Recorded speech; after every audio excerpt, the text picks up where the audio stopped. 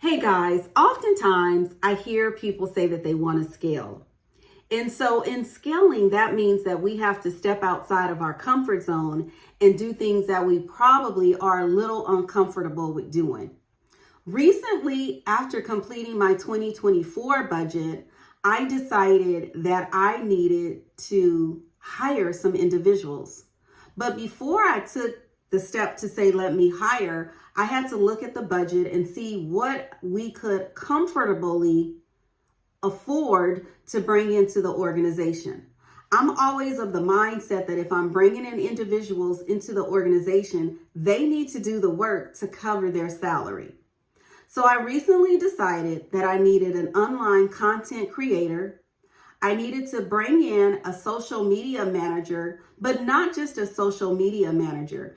This particular individual is responsible for lead generation, also responsible for appointment setting, and responsible for engaging in the social media platforms. Not the content, not the posting, but engaging, lead gens, and appointment setting. Why? Because in order to meet the goal that I have set for 2024, there are some things that must be accomplished. I put together my key performance indicators, and I know that in order to meet those key performance indicators, I must bring in individuals that are skillfully trained in areas that, number one, either I'm not skilled in, things that I don't have time to do because they are not the best use of my time, and just to reach our goals. Okay. So I said an online content creator and a social media manager is what I'm calling the position. I also needed to bring in someone that is managing my WordPress accounts because I have multiple accounts, but I need someone that's managing those accounts so that we are being pushed up, SEO, making sure that things are where they need to be with the WordPress accounts. Okay. I also needed to have this WordPress individual manage our Yelp account, our Google account, our things that are going to push us up in the SEO realm so that we are being seen and we are being found on social media and on some of these search engines. So knowing that I had a goal in mind, knowing that I put together my 2024 budget, knowing that I looked at what it is that I needed, the next step I did was sit down and do job descriptions for each of these positions.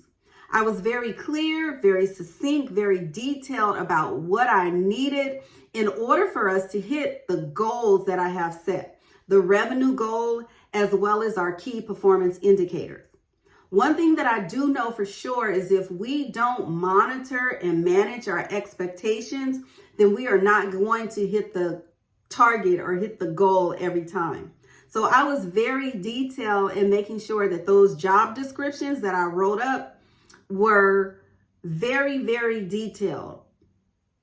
From there, I put together objections and goals that I needed each person to hit in order for us as the company to reach our key performance indicator goals and to reach our revenue goals. I broke these down on a month. Well, first of all, I started annually for each of these positions. Then I broke them down quarterly, and then I broke them down on a monthly basis as far as how each person needed to adhere and hit their goal. Now, I took into account the startup time and all of those things as far as hitting goals. But remember, each person that I bring in, it's their responsibility to pay for their position. Okay. If I hire someone at 100K, that means that it's their responsibility to make sure that they are bringing in revenue into the company to cover their position. Otherwise, why do I need to hire 3 people that aren't bringing in additional revenue into the organization? So I looked at the budget. I looked at who I needed. I looked at how much I can hire them. I looked at their goals. I looked at the company goals and how those goals that I set for them will all match so that they're reaching their goal. They have incentives for reaching their goal. I'm reaching the company's goal and we're reaching our revenue goal. From there, I went on an interview hunt. I put things out on Indeed.com. I put things out on other search engines where I know that I can hire or get key qualified positions. I worked with an agency that also helped me. And then we started getting in the resumes. Once we got in the resumes, you all, we started looking through them. We put them in 3 stacks. Those that were good candidates, okay candidates, and those that did not meet our qualifications. From there, we sent out interview invites for them to come on and interview. But we also sent out a link for them to fill out a questionnaire, some preliminary questions that we wanted. From there, we did panel interviews.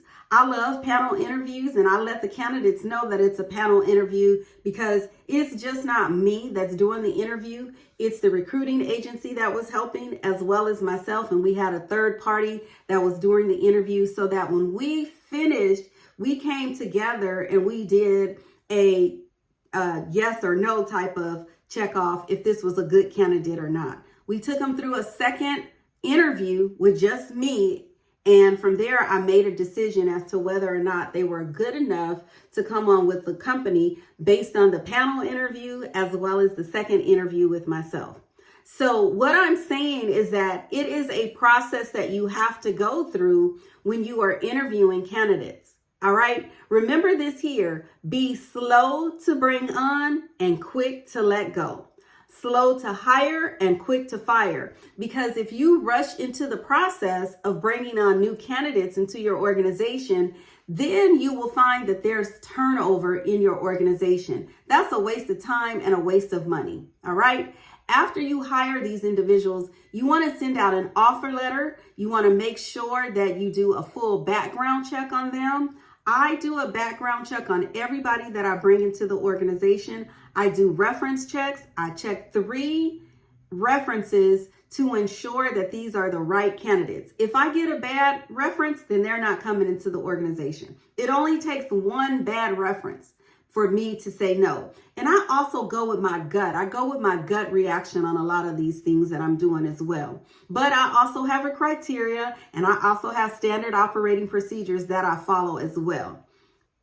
Once I extend the offer to the individual and they accept, then we go through new hire orientation. Today was new hire orientation. I have a template, PowerPoint slide of things that I cover in new hire orientation. I'm going over an overview of the organization. I'm going over new paperwork that needs to be signed. I'm going over the protocol for email, the protocol for payday, the protocol for all the things that need to be done, the I-1s, the W-4s, all of those things are part of new hire orientation, expectations, company policy, email policy, you name it. We are setting up the employee for success. We talk about their training. We put them on a 90-day training. Yes, a 90-day training. They must pass the 90-day training in order to be, an employee. So they're an employee, but we do put them through 90-day training to make sure that they are meeting different steps along the way. All right. So I just wanted to hop in, give you guys this quick overview of what it looks like when I bring on a new employee, a new virtual assistant, an independent contractor. What does that really look like? An independent contractor is someone that I have no jurisdiction over their time. They don't have no business cards. I don't have a non-compete. They are independent. I've hired them to specifically complete a task, a project, a job to get it done. And we've set a dollar amount. And as long as they get it done as outlined in the independent contract agreement, then we are okay. An employee is someone that I am actually paying a paycheck. I take payroll taxes out. They receive a W-2 and they are required to be here at a set time and get the work done. Okay, we are an at-will employee, meaning we can let you go at any time if you are not performing to the standards. At will is just as it says. At will employer, we can let you go whenever we choose. All right. So I hope that this has been a little helpful for someone. Some of the forms that we need to complete: W-4, that's an IRS form. You need to complete your state form. We need to do I-9. If we have independent contractors that are out of the country or out of the state or out of the country, we need to have them complete a form W-8BEN. W-8BEN. But those are just some of the documents. That's not an inclusive list, but hopefully, again, this helped you. If you are looking to hire and don't know where to start, all you got to do is just click the link below. Subscribe to our channel if you're watching this on YouTube. Click the link to subscribe to continue to get things and tips just as I'm giving you today. And if you're watching this on any of the social media platforms, continue to follow us so that you can get information just like this. All right. I want for you guys to make sure that you have an amazing day, and don't forget to subscribe to our YouTube channel.